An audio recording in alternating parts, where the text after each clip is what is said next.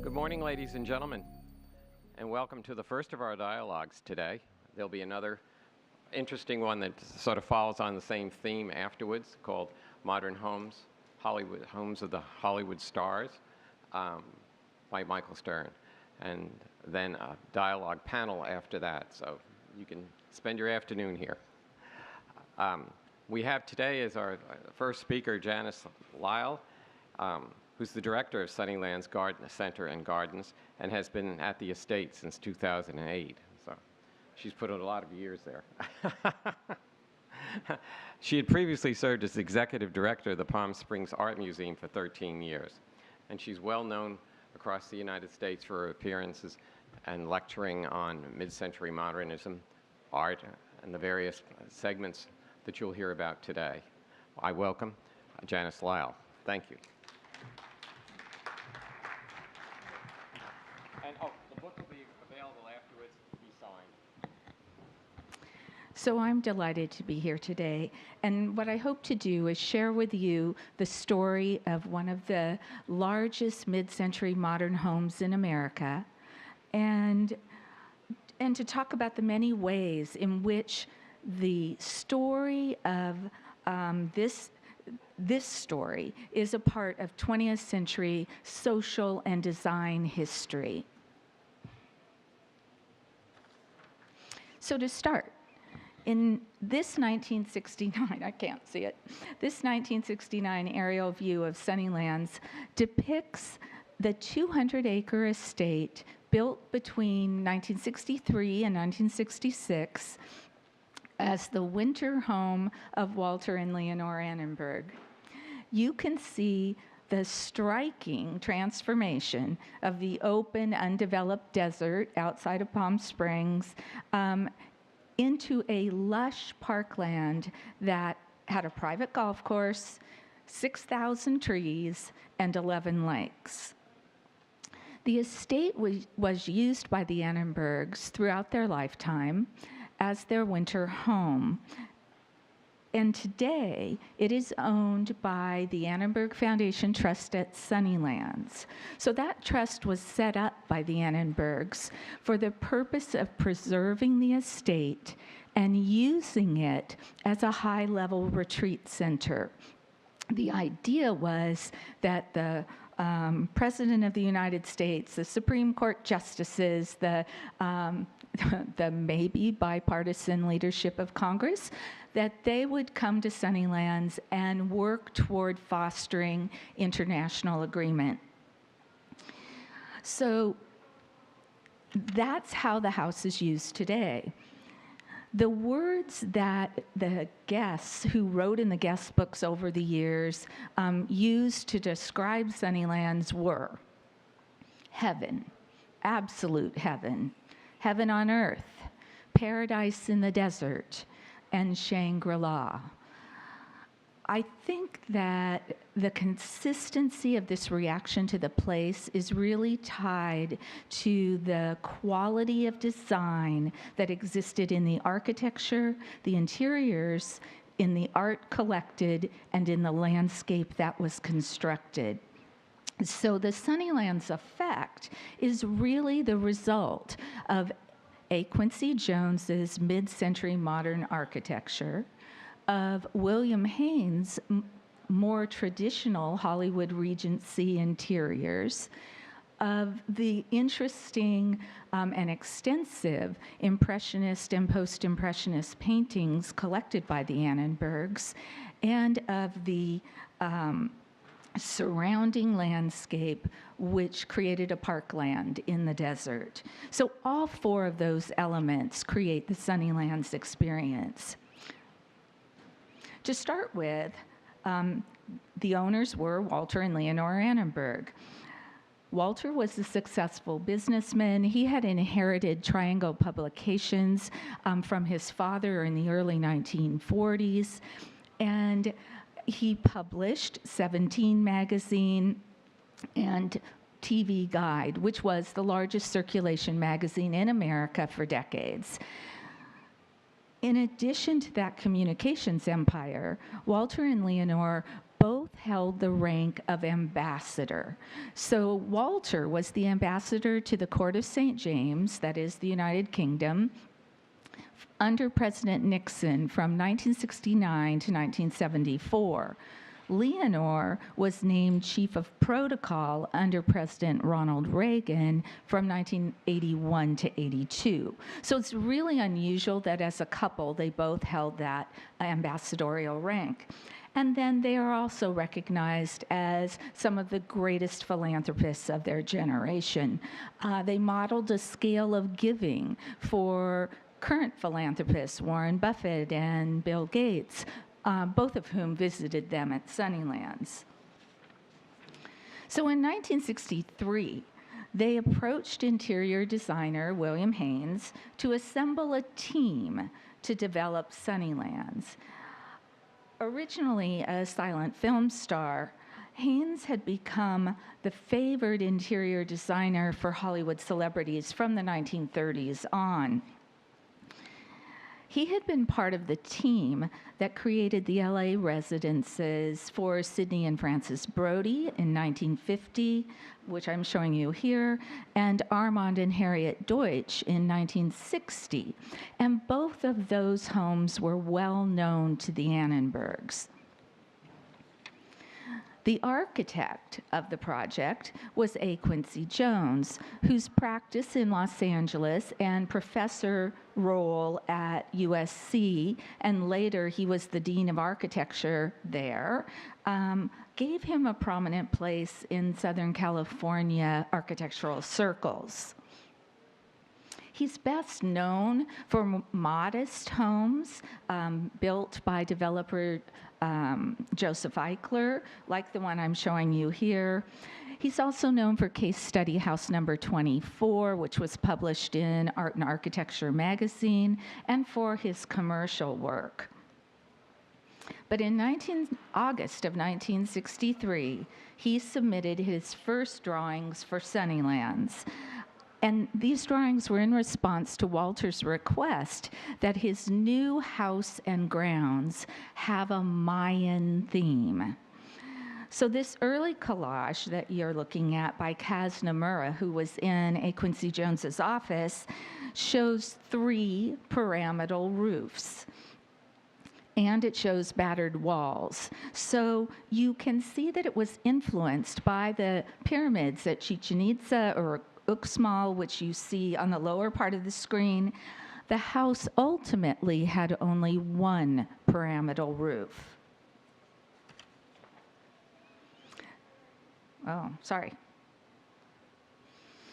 This aerial view of the roof shows the monitor at the center, which allows natural light into the atrium. And notice the surprising color. That was Leonor's choice, certainly not A. Quincy Jones, but Leonor wanted it to reflect the color of pink that she saw on the mountains at sunrise and sunset. And so one of the most important factors in this house is its iconic pink roof. The first view inside the house features Auguste Rodin's Eve and 300 pink flowering bromeliads below the skylight. You can see A. Quincy Jones's use of modern materials. So there are the 4 steel columns in the center. There are walls of glass. There's a floating egg crate coffered ceiling, which he usually used in projects out of concrete. This actually is not made from concrete. When Leonor walked inside the house while it was under construction, she looked at those steel columns, and they had holes in them, they were unpainted, and she said, "We have a monster on our hands." And so they plugged the steel and they painted it Celadon, and they softened the impact of that modern material. And that's kind of a consistent thing that happens throughout the house. You're also looking at a large open space. It's 6,400 square feet of living room and atrium. And that's a really important aspect of this mid-century design. It allows for an informal movement throughout the space. It's very large, the size of 5 typical American homes at the time, but it doesn't feel overwhelming. And so it's, again, this interesting combination of the architecture and then the interior design. The integration of the indoors and the outdoors is evident at the front door. This sculpture by Jean Arp stands inside the glass, but you have a seamless view from the inside to the outside. The Annenbergs owned 5 Arps, 2 Rodins, a Giacometti, and a number of other European modern sculptures. So they have a small but impressive collection of European modern sculpture. A. Quincy Jones devised his house by playing with circles and squares, and the circle idea went from everything as small as that doorknob, which is a Slade Calcutta design, to all of the squares which show up in the concrete block, which is seen throughout the entire estate. But notice that little bit of landscape that you're seeing against that block. There was an attempt to soften the harsh geometries of the building through the landscape. So you have this modern space, but it was not outfitted by modern interior designers. So William Haines filled the space with furnishings which are called Hollywood Regency style. You can see this drawing. Every single piece of furniture in this house was designed by Haines. And we have drawings like this. You have this wonderful, sleek, and modern shape. In this case, you have a Regency Recamier sofa portion with behind it a modern low floating back, but it also has Haines' signature biscuit tufting. Now, most designers would have been satisfied with the elegant shape of the sofa, but Haines pushed that and looked for more unexpected detail. So he heightened the sense of luxury by wrapping the metal legs of this sofa in a spiraling cream leather in the a spiral of a unicorn's horn, and so he named it the unicorn leg. I bring this photo because this is the way Leonore Annenberg preferred that sofa in her bedroom, covered with colored pillows and softened by those pillows. So you find throughout Sunnylands the influence of the owner's desires related to color and to this idea of softening. William Haines also loved Trapunto, which is a quilting technique, makes things three-dimensional and creates designs out of this three-dimensional element on chairs and stools and sofas at Sunnylands. In addition, just to make it a little more complicated, they would often use flat embroidery with the trapunto on these expanses of a sofa or chair.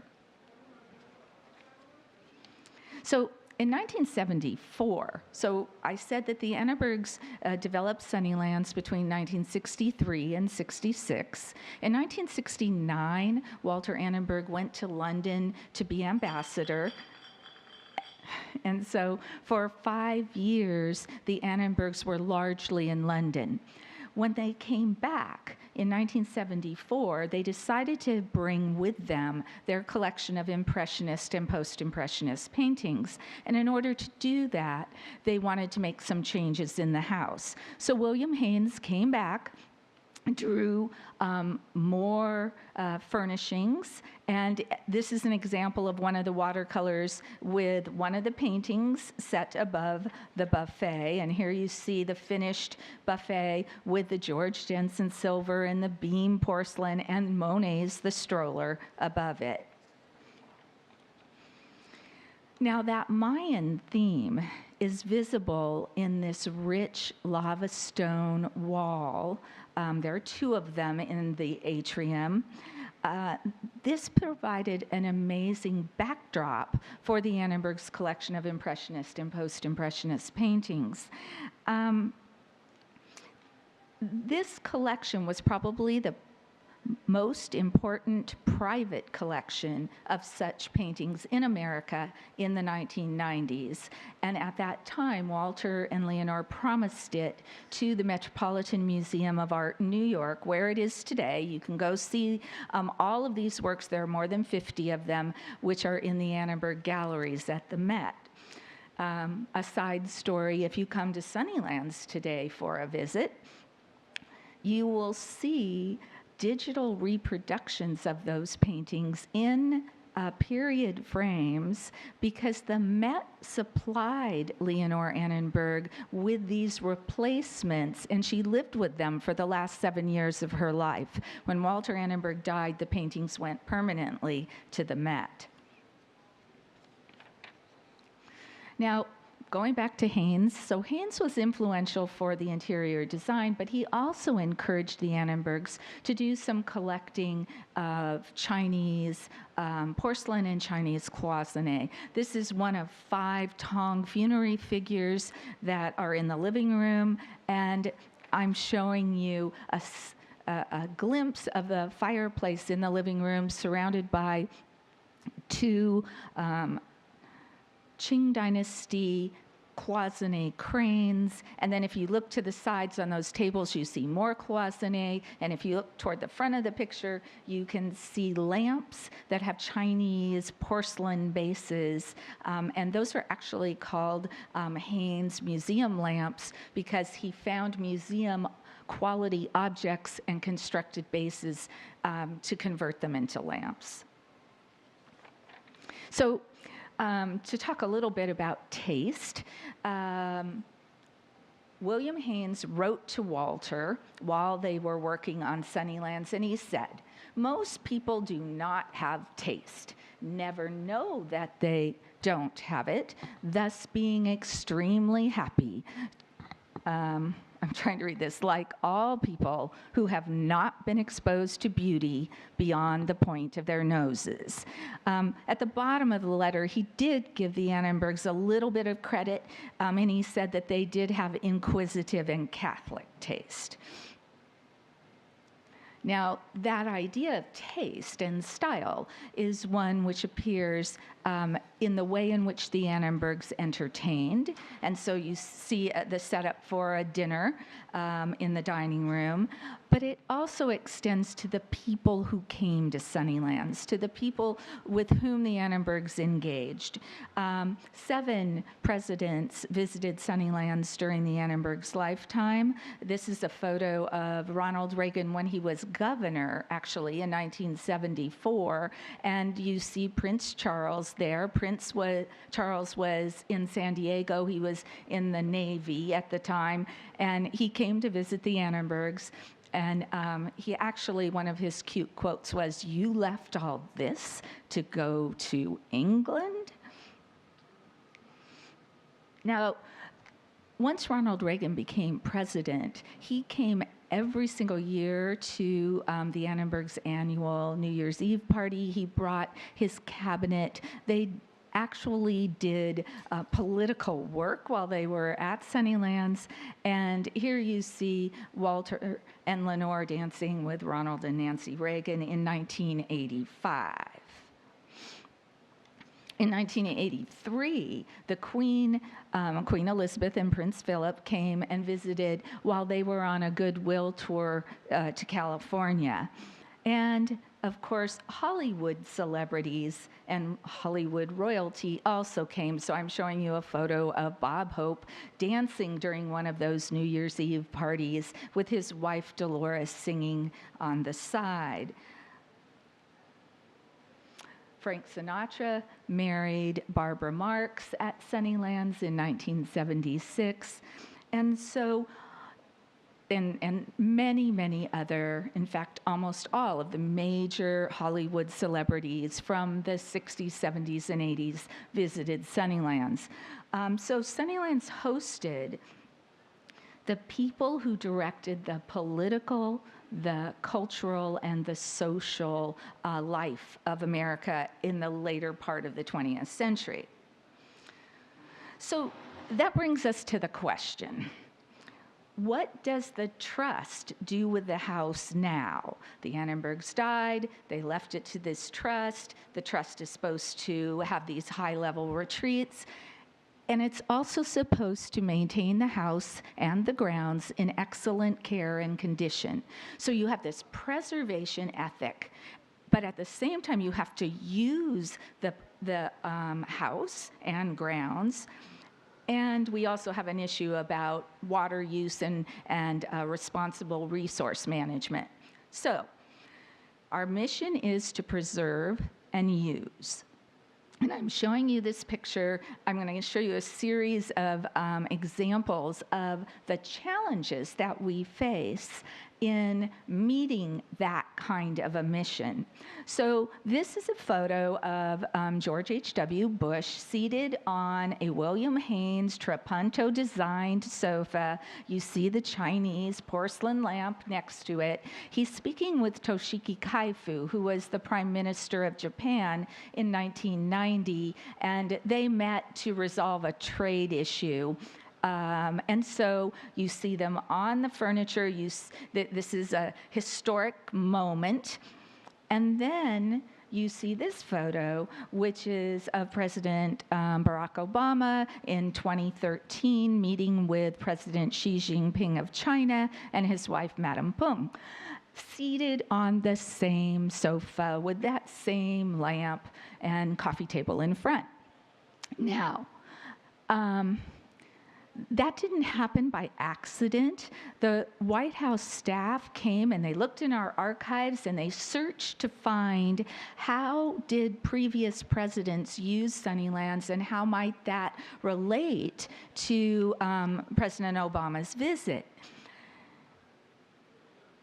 And so they were very thoughtful about those connections. However, they couldn't seem to always just use Sunnylands the way it was. So I'm showing you another part of the living room. This is a Haines designs grouping with a Monet digital reproduction above it, right? And this is how that exact spot looked when President Obama came, and in this case, you're looking at him with Xi Jinping. Well, something dramatic happened, right? We had to move all our furniture out of there. We took the Rembrandt Peale painting, which we own. It's an original painting, and which, of course, said America to the White House, and we put it in place of that Monet painting. We brought in chairs. We created a appropriate portrait setting, and we had to move lots of furniture so that the press could get the right kinds of photographs to document this event. The White House liked this so much that this is not Xi Jinping seated there with President Obama, but that's the King of Jordan when he came in 2014. So they wanted us to recreate that setting. What it meant to us on the museum side is we have to physically pick up all that furniture and move it around, and of course that's always a risk in terms of the the condition of the furnishings.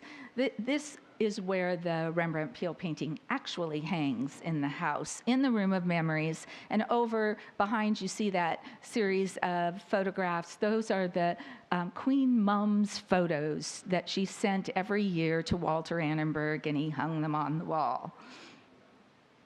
So I'm showing you now, again, one of those flat embroidery designs on a sofa with Leonor Annenberg seated there in 1968.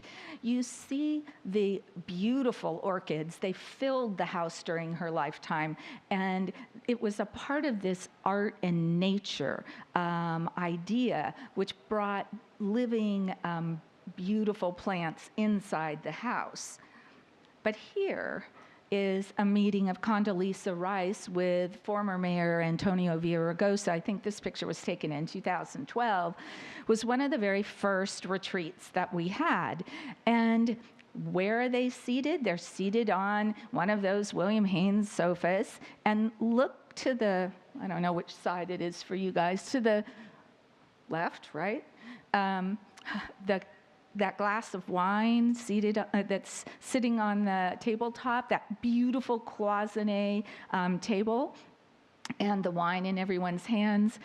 That, of course, strikes terror in my heart because, again, we've increased the risk that's going on. But you can't be a high-level retreat center and tell people not to sit on the furniture. So we have to develop a series of strategies for dealing with what happens when people are sitting on the furniture. I'm showing you an image of the game room. So the game room was essentially a den for the Annenbergs, but when we inherited the house, the furnishings, you see that it was hand-painted sunflowers on fabric. And the couch itself was in really poor condition. So not only was the structure of the couch a little wobbly, but the fabric had reached the point of fraying and falling apart. So do we invite the President of the United States to come and sit on a couch that, has holes in it? Probably not. So we started what's called our fabric replication project, and we work with a very fine studio in New York that duplicates the original design of the fabric. Here you're looking at our new sunflower fabric sofa as it was being reupholstered with this new fabric and with having reinforced the wood of the sofa itself. So the idea is that we will maintain as closely as possible the look and the original design intent of the house, but we do update things as that is required. So another strategy that we had for how do we keep people from sitting on the furniture too often and messing everything up is Leonore Annenberg in 2007 sold the house that Walter and Leonore owned in Pennsylvania. And that house had been furnished with antiques. And she wanted to bring those special, her very favorite antiques to the desert. So she converted a space which had originally been an outdoor patio, then it was an indoor swimming pool. That was removed and made into what was called the Inwood Room. And here you see an image with the antiques in the room. The problem with that, and remember, she died in 2009, so it only existed for 2 years of her lifetime. But those antiques had all lived their previous life either in Europe or on the East Coast, where it was much moister and where the issues of dryness on wood were less. So we couldn't let anyone sit on these furnishings, and we were really worried about their longevity. So we made a decision to change the Inwood Room, which was inconsistent with the original Haines interior design and the original a Quincy Jones house design. And this is what it's used for today. We decided we could use it as the meeting room, and we could put in that room, we have, you can't see it very much in this photo, but we actually maintained a couple of antiques that related in some way to William Haines. We introduced additional William Haines chairs and sofas, but this is showing you the large table. This is actually 10 tables, which are assembled for 22 people. That is the largest number that we have for any one of our retreats. And if we have 18, we use 8 tables. And if we have 12, we use 6. And so they're new, they're not precious, our people can move them all around, and we don't have to worry as much that the retreat participants are actually shortening the life of the furnishings of Sunnylands. And the last strategy that we used was the creation of a separate meeting space entirely. This was designed by Frederick Fisher and Partners of Los Angeles.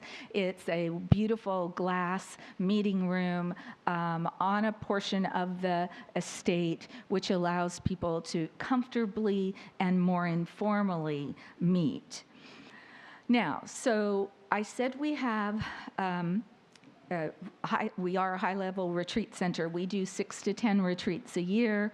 They have between 12 and 22 people, and they focus on 3 kind of topics. One has to do with ways of fostering international agreement, the other of strengthening democratic institutions, and the last for addressing global health and food security. So the kinds of retreats we do usually take about a year to develop. We have a staff in Washington, D.C. who emphasize the development of these retreats, and often people,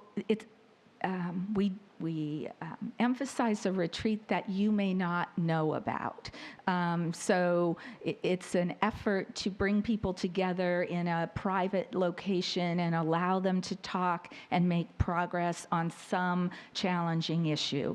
And sometimes that's a public issue, and sometimes it's something that is not publicly discussed. So we're talking about challenges and the kinds of challenges that that we face on the interior of the house. But remember, this is a 200-acre estate. Originally, it was 180 acres of grass in the middle of the desert, where water is a precious resource.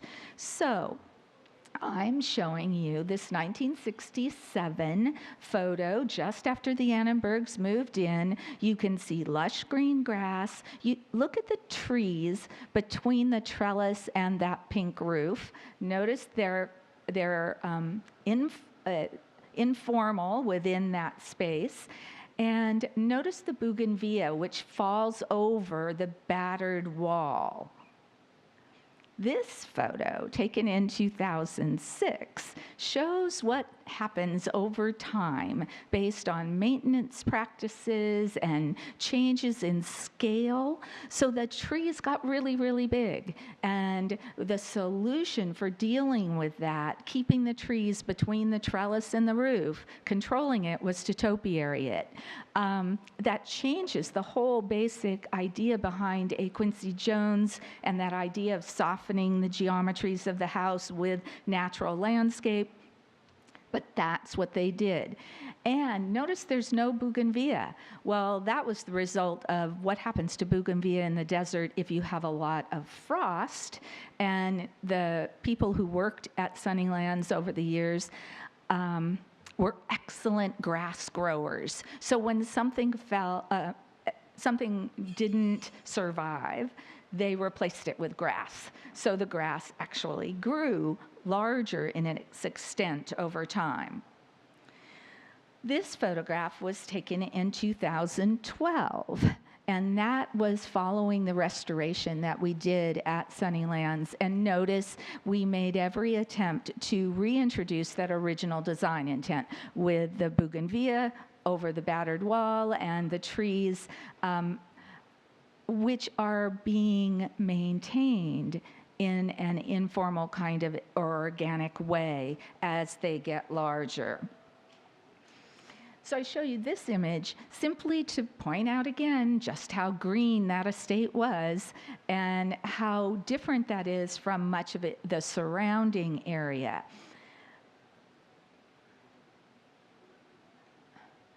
In California, in the last few years, when we had a drought, we needed to take really aggressive actions in order to be responsible both for our own use and for our community. So we instituted a series of progressive non-overseeding practices. And this shows you an early one where you have greens that surround the bunkers or the tees, but not other, and fairways, we did fairways, but other portions are left not overseeded. And I'm showing this image because it's quite dramatic. This image was from 2016 when we only overseeded 10 acres out of, remember that 200 that we started out with? And for 2 months, we made this big effort to convince people that brown was a beautiful color, just like green, and that in California during a drought, everyone needed to be responsible, and we were manicuring the brown, but we weren't using water on it. So I'm showing you this image. You can see I hope you can see this section that is the historic estate. You see lakes. You also see some brown areas along the road and actually along the perimeter, the entire perimeter. That was part of an effort where we took 60 of the 180 acres of turf out of irrigation, and we simply said we're not going to irrigate those any longer. We'll use other strategies. So and it still gives you 120 green acres in that surround the house. And we really work toward the idea of the sight lines from the house being the dominant determinant of how much water we use. If you look to the bottom of that screen on the left, you see what is our 15-acre public space. It's called the Center Gardens. It's open to the public 5 days a week, and it introduces the public to the Annenberg story and allows people to go on tours of the historic estate. And then note what's like below it and around it, how still brown that looks. It's actually a little more lush than that, but that photograph was taken just as we finished our most recent construction project, which is an infrastructure project. It's an administration building, an archives building, and an operations yard. So we have a very different approach to landscape design and landscape planting in that infrastructure project. But the public, when they come to the Center Gardens, have the opportunity to experience an understanding of a lush planting, which is entirely arid landscape plants. So the historic estate brings to the desert lots of non-indigenous plants and highly water-consuming plants. Our public project used 53,000 arid landscape plants to create something that had been inspired by Impressionist and Post-Impressionist paintings that the Annenbergs owned. And so here I show you another view of that public garden, which helps the public understand the relationship between art and nature, design and nature, architecture and nature. So I thought I'd finish by just showing you 3 examples of that eightfold development. So here's an image of the historic house and grounds, which reflects that 1960s thinking about limitless resources. Because you remember that early image of the development of the estate in the middle of undeveloped desert. There was only creosote out there, nothing else. When we decided to open to the public and have a way of introducing the story and providing educational opportunities at the center, Fred Fisher designed this building. It references mid-century architectural style, but it's a contemporary building. And it introduces for people this idea that Sunnylands is tied to the hospitality and graciousness of the Annenbergs, and that Sunnylands is not just about the place, but it's about a philosophy, a way of thinking about your surroundings and how you act within them. And then this is the newly completed administration campus. And you note that there's a circle in front of each of those buildings, that circular entry at the historic house and a circular entry at the public space. And this time, our circular entry has these volcanic rocks in it, helping people to constantly connect history with today, with understanding the ways in which things change, and that our complex balance of preservation, reuse, and sustainability, we hope, is the appropriate way to accomplish what the Annenbergs envisioned. Thanks. So I'm happy to answer any questions or just to talk to people up here afterwards. Michael?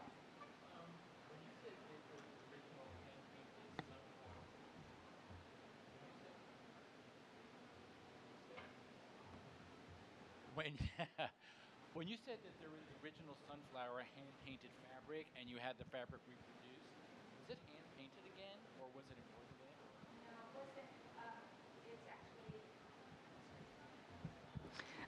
No, we work with a company, Fret, in New York, and actually they come out of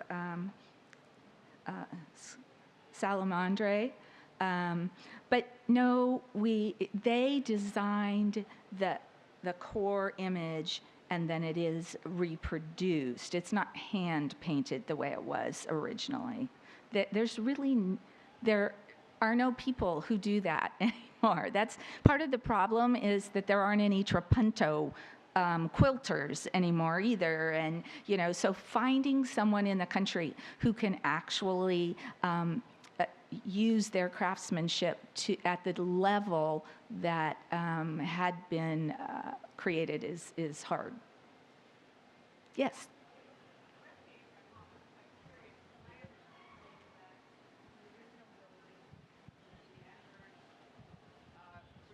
Had created for them had all that lush vegetation, and it was the spirit of the time, but also that Mrs. Annenberg did not like desert landscape. No, the famous line is that they didn't want to see any sand except in the sand traps, right, on the golf course. So no, and she wasn't a lover of brown either. So our attempt to talk about the glories of brown is trying more to respond to today's issues than during her lifetime. But we make distinctions between the part of the estate that we can preserve exactly the way it was, and then as you move away from the house, the other parts that we have to take some newer strategies in managing. Okay, thank you so much.